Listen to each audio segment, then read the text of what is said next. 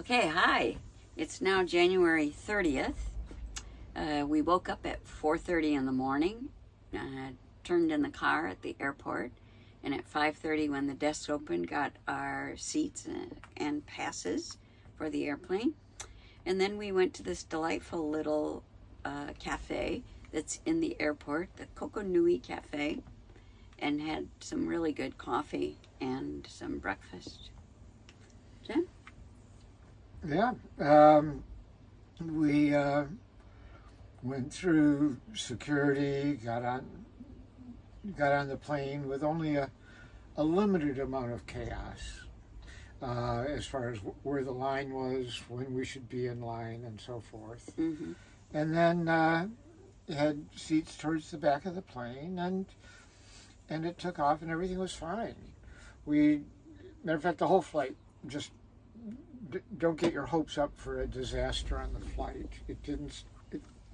The plane didn't crash. Nothing happened. Yeah, but I had my expectations for a disaster. You had after everything else. Mm-hmm. So I was sort of taking my slow, deep breaths and sensing my arms and legs and just being there. Helped a lot. Yeah. And of course, nothing happened. The service was a good effort, but a little chaotic. It took them forever to get breakfast around, and at one point they gave us the wrong breakfast. Yeah, they gave me a vegan breakfast, and then took it back. Well, we asked them to, but we saw this this flight attendant wandering around with it for maybe 15 minutes trying to find it. Yeah, I don't think that long, but she was wandering around with it. For quite a while. Anyways. And then, for instance, they never got to coffee service in the back part of the plane. Right, after breakfast, because we were getting ready to land. And, and they ran out of arrival papers that you have to fill out for immigration, and so we didn't have any arrival papers. We ended up having to flag down an attendant like 4 times and asking for it before they finally said, "Oh well, we ran out."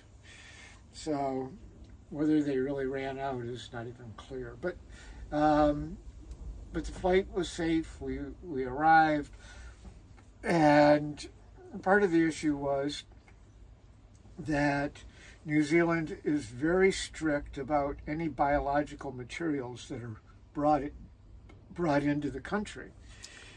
Yes. And this is a good place for you to talk. Can I say that it's a $400 fine if you bring anything into the country. They have dogs that will smell food, etc. And like an apple, if you bring an apple from Fiji into the country, you can be fined $400. So they have these bins after you arrive, which are amnesty bins where you can throw things in. So I had this little thing I had bought that was in painted wood for Abby, and I threw it out. It wasn't expensive, but because it was wood. And they were very specific, asking if you had any handicrafts made out of wood. Wood, right. So, so we ended up at the last minute remembering that we had dried cherries that we're bringing as a present for the person who's going to feed us lunch on the Overseas Adventure Travel Tour, because you bring small presents for them. And so we realized we had to go through the line to declare something. And I also had a necklace I had bought that had a shell on it, and you're not supposed to bring shells in, so, without permission. So we had to go through that line. That was a long line. And that was a long... Because it was a very slow-moving line. Mm-hmm. So even though our flight arrived around 1:40 in the afternoon, it probably took us an hour to clear through that. Right, at least it was an hour, and then it took us some time to get to where their shuttle was, and it was a 3 o'clock shuttle that we picked up.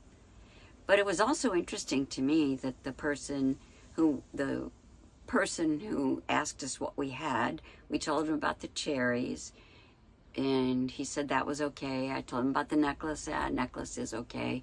But we also had hiking boots and swimsuits that had been in Fiji water. He didn't seem to care about the swimsuits, which was fine, but he cared about the hiking boots, and he said, "Is the bottom of the hiking boots clean?" Well, last time I remembered, I was in snow with him, so I was sure they were clean, so I said yes. And Jim declared his hiking boots, and they were clean. So there we were, off. Woo! Wow. So then we caught a shuttle to the van rental, the camper van rental. Yes, Kiwi Campers.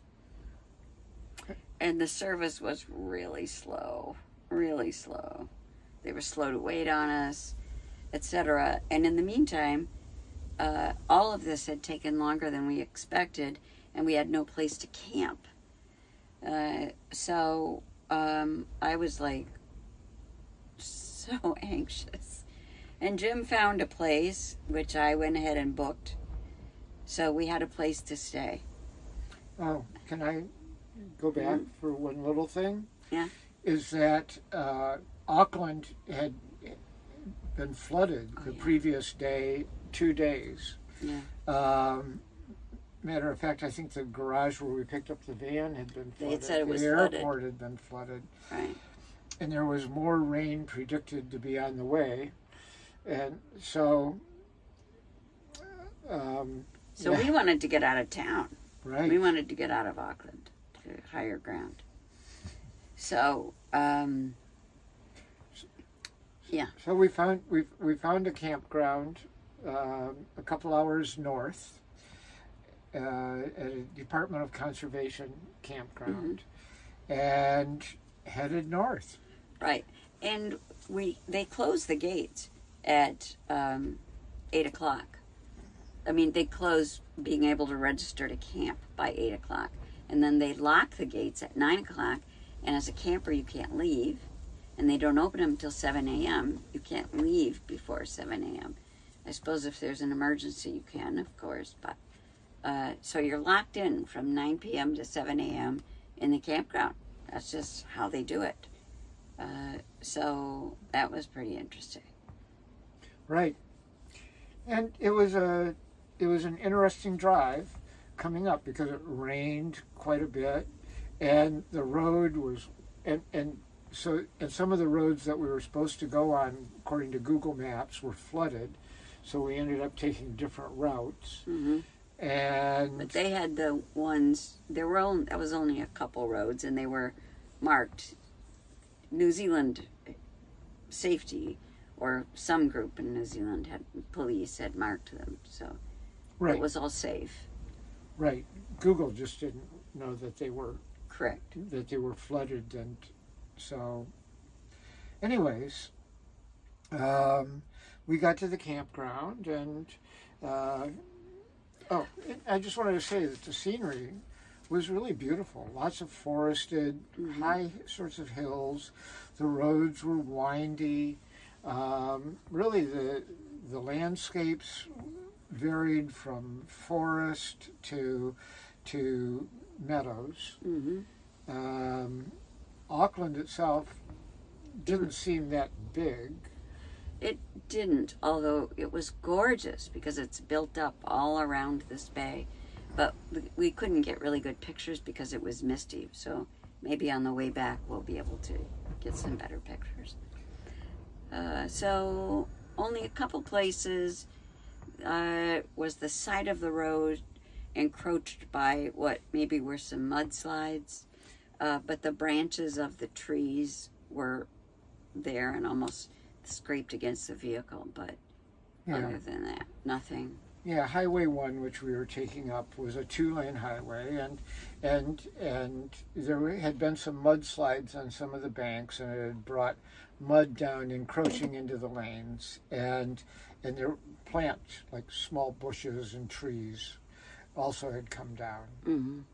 And just another thing to remember is that this is the British Commonwealth, and so we're driving on the left side of the road.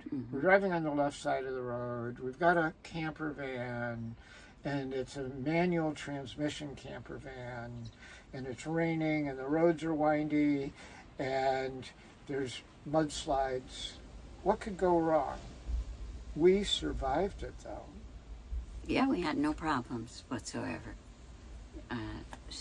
And the roads Tara were great. screamed a few times. Well, I'm on the left side, and it looks to me like he's going over the line, but everything was fine. So, and on the way up, I was able to get a site at this prime campground, one of the top 10 in New Zealand, for the next 3 nights. So that'll be tomorrow. Any more to add? No. Love you guys. Love you. Bye.